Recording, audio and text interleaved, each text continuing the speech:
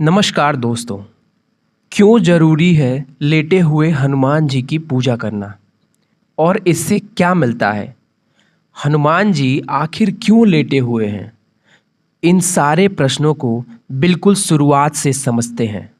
सीता जी को ढूंढते हुए हनुमान जी समुद्र की चुनौतियों को पार करते हुए लंका के द्वार पहुँचे। लंका की रक्षा करने वाली लंकिनी नाम की राक्षसी ने उन्हें लंका में प्रवेश करते समय देख लिया। हालांकि हनुमान जी उस वक्त बहुत ही सूक्ष्म रूप में थे, किंतु लंकिनी को आशीर्वाद था कि उसके रहते बिना उसके आज्ञा के लंका में कोई भी प्रवेश नहीं कर सकता। तब हनुमान जी ने उसे एक घूंसा मारा, जिससे वो मूर्छित हो गई और इस तरह हनुमान जी लंका में प्रवेश कर सीता जी से मिले और यह शुभ समाचार वापस आकर राम जी को भी बताया। तब वानर सेना सहित राम जी ने लंका पर चढ़ाई किया। अनंत राक्षसों का वध करते हुए आगे बढ़ते गए। युद्ध करते समय लक्ष्मण जी को शक्ति बाण लगा।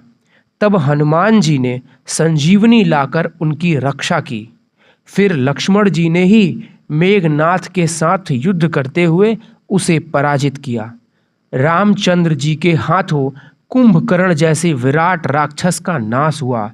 अंततः रावण भी राम जी के हाथों ही स्वर्ग को प्राप्त हुआ। इस प्रकार लंका पर विजय प्राप्त करते हुए राम जी ने विभीषण को वहाँ का राजा बनाया और फिर वनवास का समय खत्म होते ही अयोध्या लौटे।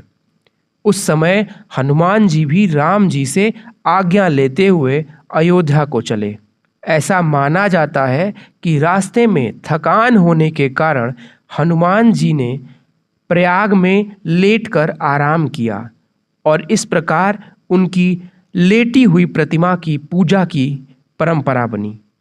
मान्यता यह भी है कि संगम में स्नान के बाद यहाँ दर्शन करना जरूरी है। कुछ मान्यता तो यह भी है कि यहाँ दर्शन से ही संगम स्नान पूर्ण होता है।